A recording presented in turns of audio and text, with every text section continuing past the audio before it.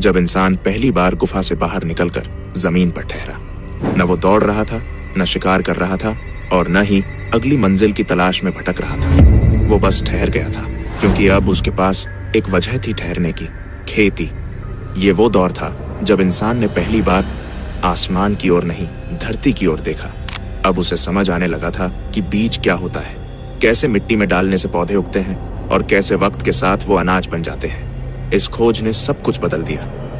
अब उसे हर दिन जानवरों के पीछे नहीं भागना था। अब वो अपने खाने को जमीन में उगा सकता था। यही थी इंसानी इतिहास की पहली बड़ी क्रांति, कृषि क्रांति। शिकार से भरे अस्थायी जीवन की जगह अब स्थायी जीवन ने ले ली थी।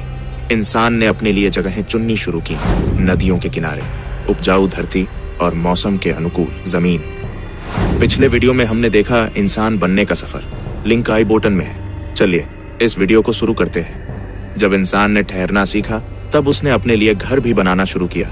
शुरुआत में ये घर मिट्टी के, घास फूस के या पत्थरों से बनाए गए छोटे छोटे ढांचे थे, मगर ये ढांचे सिर्फ शरीर को छांव देने के लिए नहीं थे, ये एक नई सोच का प्रतीक बन गए थे। अब इंसान ने समझना शुरू किया कि अकेले जीना मुमकिन नहीं, सामूहिक जीवन यही अब उसका नया तरीका था। परिवार बने, फिर समाज, और समाज से निकले पहले गांव, और यहीं से शुरू हुई एक नई यात्रा, संगठित मानव सभ्यता की। जब समाज बना तो जरूरतें भी बढ़ी। हर कोई हर काम नहीं कर सकता था। कोई खेती करने लगा, कोई बर्तन बनाता, कोई कपड़े और कोई जानवर पालता। यही था काम का बंटवारा। लेकिन धीरे धीरे ये बंटवारा सिर्फ काम तक सीमित नहीं रहा। अब ये पहचान बनने लगा। कौन खेती करता है, कौन पूजा करता है, कौन लड़ाई लड़ता है, इन सब का निर्धारण अब जन्म के आधार पर होने लगा। यहीं से जन्म हुआ जाति व्यवस्था का पहला बीज।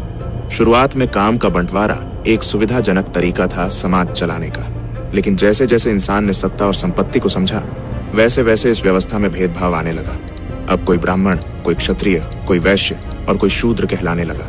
और सबसे खतरनाक बात, ये पहचान अब किसी के काम से नहीं, उसके जन्म से तय होने लगी। यही वो मोड़ था जहां समानता की अवधारणा टूटने लगी।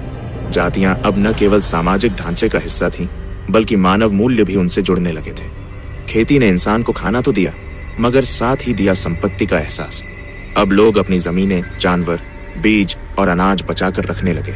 यानी अब कोई अमीर था, कोई गरीब। ये पहली बार था जब संपत्ति के आधार पर भी समाज में फर्क नजर आने लगा। और यही फर्क बाद में बदल गया वर्ग संघर्ष में। गांव अब छोटे पड़ने लगे थे, जरूरतें बढ़ रही थीं, लोग बढ़ रहे थे और साथ में बढ़ रहा था व्यापार। अब इंसान सिर्फ अपने लिए अनाज नहीं उगाता था, वो दूसरों को बेचने, अदला बदली करने और संग्रह करने लगा था। यहीं से जन्म हुआ पहले बाजार का। और जब बाजार बड़ा होने लगा तब उसके चारों ओर एक नया निर्माण शुरू हुआ। पहले शहर। शहर वो जगह थी जहां अब सिर्फ जिंदा रहने की नहीं, बल्कि विकास और सपनों की सोच थी। मिट्टी की दीवारें अब ईंटों में बदली। यही से शुरू होता है रक्षक, शासक और राजा सत्ता का जन्म। शहर बना तो समस्याएं भी आईं, झगड़े, चोरी और जमीन के झगड़े। अब जरूरत थी किसी ऐसे की जो न्याय करे, जो लोगों को सुरक्षित रखे। और यहीं से जन्म हुआ पहले रक्षक का। धीरे धीरे रक्षक बना शासक और फिर शासक बना राजा। अब एक सत्ता व्यवस्था तैयार हो रही थी। जो जमीन ज्यादा रखे वो ताकतवर, जिसके पास फौज हो वो शासक, और जो दूसरों पर हुकूमत करे वही कहलाए राजा। यही वो पल था जब लोकतंत्र नहीं, राजतंत्र पनपने लगा। हर कोई अब किसी न किसी राजा के अधीन था। जरा सोचिए, अगर इंसान खेतों में काम कर रहा है, घर बना रहा है, समाज में रह रहा है, तो वो सब कुछ कैसे समझा रहा होगा। जरूरत थी किसी माध्यम की, और यहीं जन्म हुआ भाषा का। शुरुआत में भाषा संकेतों से बनी, हाथ हिलाना, इशारा करना, ध्वनि निकालना।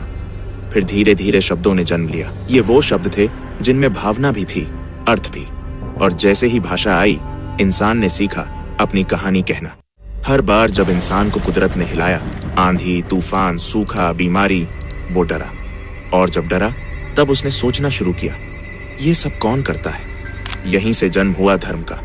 धर्म सिर्फ भगवान की पूजा नहीं था, वो एक तरीका था असमझी चीजों को समझने का। सूरज को देवता मानना, बारिश के लिए प्रार्थना करना, मृत्यु के बाद जीवन की कल्पना करना, ये सब धर्म के बीज थे। धीरे धीरे धर्म बन गया समाज का आधार। कौन क्या खाएगा, किससे शादी करेगा, किससे नहीं, अब ये सब धर्म से तय होने लगा। संस्कृति का जन्म जब इंसान ने हम सोचना शुरू किया।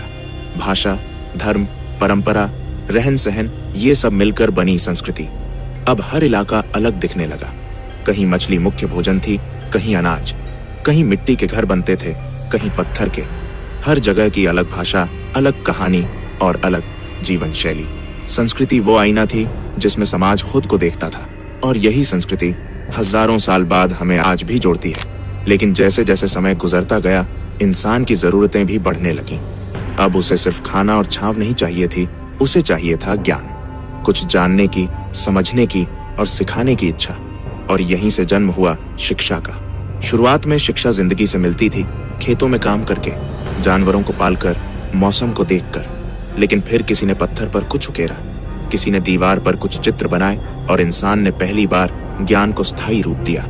ये चित्र, ये निशान, यही थे हमारी पहली किताबें। फिर आए गुरुकुल, श्रमण, मठ और विद्यालय, वो जगहें जहां ज्ञान को सिर्फ सीखा नहीं जाता था, उसे जिया जाता था। हर पीढ़ी अपने अनुभव को अगली पीढ़ी को सौंपती थी। ये थी परंपरा, जो सिर्फ रीति रिवाज नहीं थी, बल्कि समाज के अनुभवों का संग्रह थी। कहानी अब सिर्फ दादी नानी की नहीं रही। राजा क्या करता था, कौन सी लड़ाई जीती, कौन सी हार, ये सब दर्ज होने लगा। लेकिन जैसे जैसे सभ्यता आगे बढ़ी, इंसान ने सिर्फ जमीन को नहीं, अब एक दूसरे को भी जीतना शुरू कर दिया। अब लड़ाइयां सिर्फ जानवरों के लिए नहीं थीं, अब वो इंसानों के बीच थीं, जमीन के लिए, सत्ता के लिए और पहचान के लिए। यही थी इंसानी सभ्यता की अगली परछाई, युद्ध। कुछ के लिए ये वीरता थी, कुछ के लिए त्रासदी। लेकिन हर युद्ध ने पीछे छोड़ा सिर्फ एक चीज, बदलाव।